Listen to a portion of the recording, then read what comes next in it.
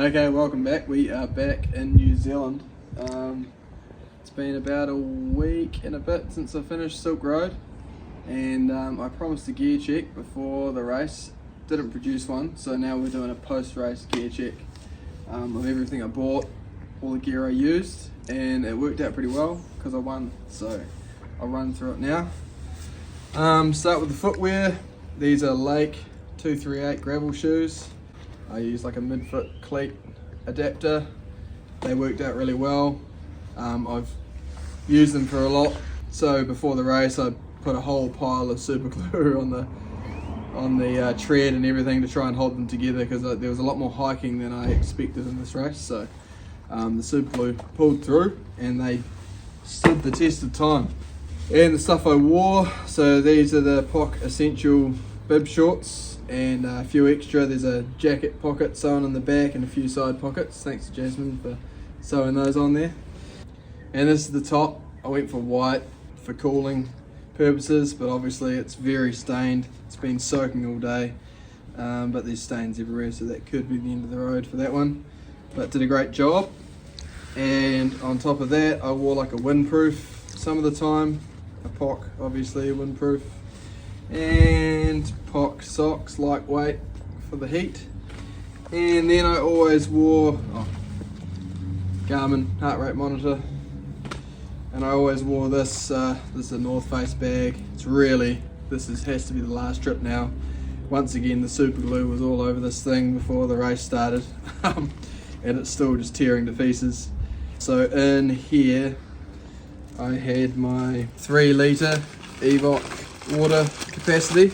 That was pretty handy. Water is pretty sparse in this race, so having a 3 litre bladder on your back is pretty useful. And then I had a few other things like tissues and wipes and things, and heaps of gels in this bag because resupply was pretty tough. So I had a whole lot of these Berry Rhino Power gels, I think 20, and so I had about 4 or 5 each day, and they were really useful. So they were in there, and in the front pockets, mainly used for food at resupplies. This pocket had my lip balm, SPF. This is a very essential item for Silk Road. Yeah, couldn't live without the Blistex lip balm. This was my multi-tool, which I wanted on my person at all times. Wee toothbrush and toothpaste, and I had a few other things in there that I can't quite remember, but just handy items for hygiene that I wanted on my person. I also had an extra 500ml of water here, and then there was 750 on my bike. So in total, there was about 4.25 litres of water capacity, which I was quite happy with. The other thing I had in this is my GoPro, which is just always in this pocket there, just in this side pocket, so I can just pull it out and film. I filmed some stuff, so I'm going to put a race movie together. It's not that great. I was pretty flustered for filming, but we got some shots. We'll see what happens. And this is like a mouth mount, so I can film the descents and things. Just chuck it in there and flip the footage. On my head at all times, I had this POC ventral light helmet, which weighs something crazy, like under 200 grams, which is quite nice, quite handy.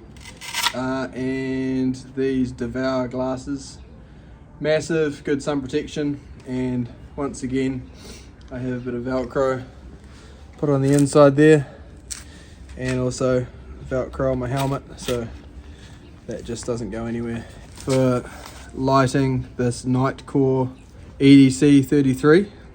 Oh, it's locked. So there it is. So that's pretty cool. And that just pops off. That's mounted with an exposure mount, and then on and off to take the weight off my neck in the daytime. That was a good setup. So onto the bike now. I'll start at the front. This is my sleep system, and only sleep system, so I only had to go into this bag at night time.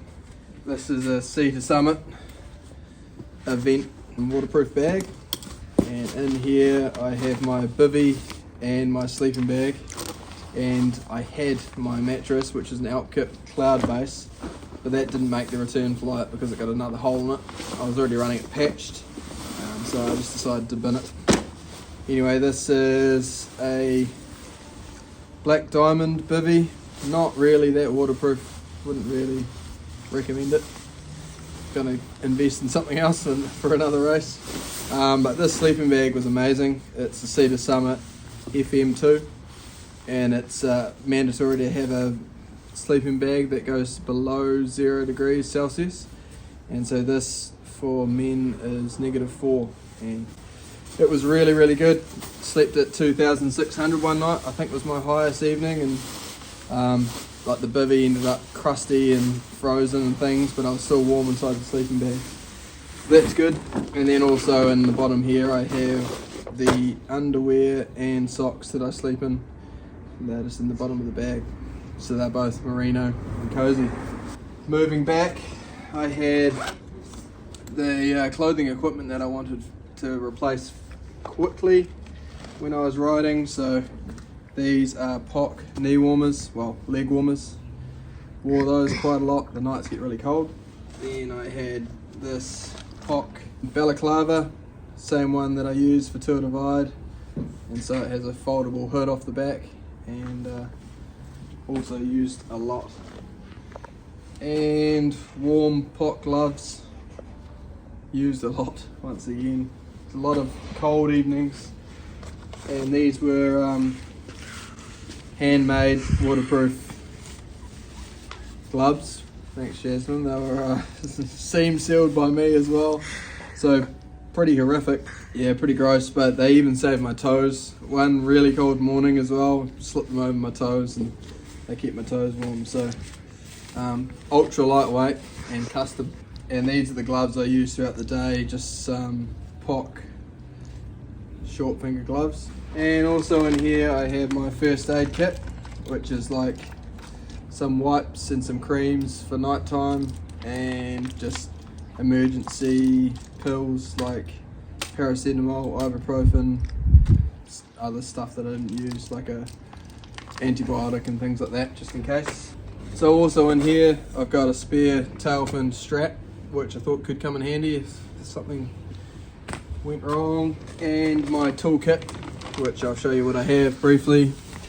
This is a chain link tool, set of pliers, and that is spare chain lube, wet lube if need be. This is a tyre stitching kit. It's got needles, thread, and this sort of fabric that I can patch a tyre if need be. This is another strap. Tube repair kit. This is a chain brake tool. This is a spare cleat. What else we got? That is a valve core removing tool. That is 2 sets of brake pads. That's another 2 sets of brake pads and a whole bunch of random bolts if I need them. And there is 5 2032 batteries, which are for my shifters if need be. Pretty over the top. Couple of spare chain links. Once again, more valve cores, more random tools, cleat tools, serrated compressor, adapter, zip ties. So pretty comprehensive. I feel like I could probably fix most things with that. Here I have 2 tubes. I've got a lightweight one and just a standard one. Didn't need to use those, no punctures, thankfully. This is my 1-up tool pump, and in here I've got insulation tape wrapped around it and heaps of plugs. Pretty handy.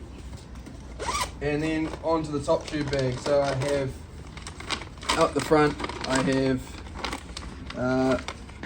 one 10,000 amp power bank, and then all the cables that I need for Garmin, cell phone, and head torch and things. So that can just be hooked up and charged while I'm riding. And actually on the other side of this frame bag, I've got a second backup one of those. So plenty of capacity, and then that's where I stored my cash as well and my passport. More on the top tube bag, I have pills in here, which were these Rhino Power salt tabs, electrolytes, and I filled this up and basically ate them all. So I'd be having probably 12 at least of these salt tabs a day.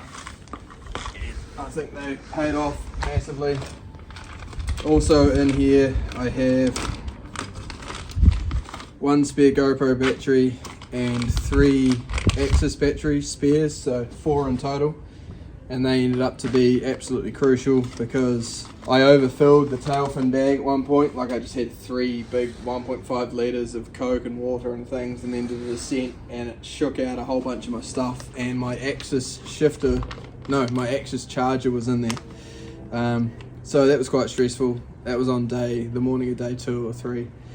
So I realised I just had to go the distance on my spare batteries. As I said, this was clearly my fault. The tail fin was not to blame. I just did not do it up properly. I was in a rush and completely overfilled it. It was way up. So yeah, I lost my charger, and then turns out these batteries, shout out to Shram, were doing 800 k's each. So I was fine in the end. I only used 2.5. Very happy with that.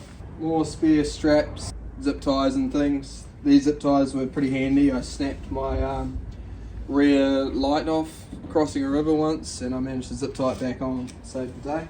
Also in this top tube bag is my chain lube, and I had a rag here, so most stops I'd lube that up because it's very dusty over there.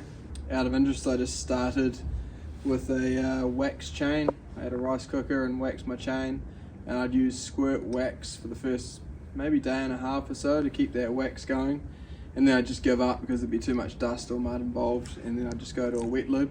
So that just lived here. And then extremely important for this race is SPF 50 Sport sunblock. So I'll be using this all the time. I still peeled like crazy, but I was doing my best effort to use this like maybe 10 times a day, but still got me. But you need that, and you need that in a place that you can apply while riding. Okay, now moving back to the tail fin. This thing was incredible, so I was really stoked to have this 20 litres of capacity or something back here. It was just really reassuring going to resupplies, and I could just fill it right up. So in here I had this mid layer, which I ended up using heaps. It is from Bikepacking in New Zealand, and it's only about 140 grams weight, but it actually has a fair bit of warmth to it and a hood. So I use this heaps at night time and things, so that was really good for the weight. Then I had my POC motion jacket, which is really useful, and I quite often stored this in my back bib pocket as well if it was intermittent rain and things like that. So that did a really good job. This was very essential for Silk Road. This is a soil water filter and a 2 litre capacity bag which I could squeeze through. So none of the water really is drinkable without filtration or using aquatabs, usually a combination of both. So definitely needed that. This is super warm synthetic jacket. This is another thing on the mandatory list. So it's Haglof's, same one that I've used for all my ultras, and once again did an outstanding job. I used it on that really cold night and things as well. And these are some waterproof pants. Once again, took the chill off my knees on really cold nights. I got caught out in a couple of snow and rainstorms, and these did a really good job. So they were originally a size small with some excess sewn to the side, so thanks again to Jasmine for that. They did a good job. That is about it. Apart from the side pocket, I have spare headphones because if they run out, it's game over. Spare aquatabs and also a spoon. So I started with 5 freeze-dried meals. I only ate 2 or 3, and but they're pretty useful as well. So spoon storage on the side. Gear wise, I have this Garmin 530 for navigation, and then sometimes I'd actually disconnect that, just rest that up there, and then I can screw my phone onto that there, no problem as well. I think that's it. I covered most of the other stuff in the bike check in the previous video, so check that out if you can. Other than that, thanks for watching.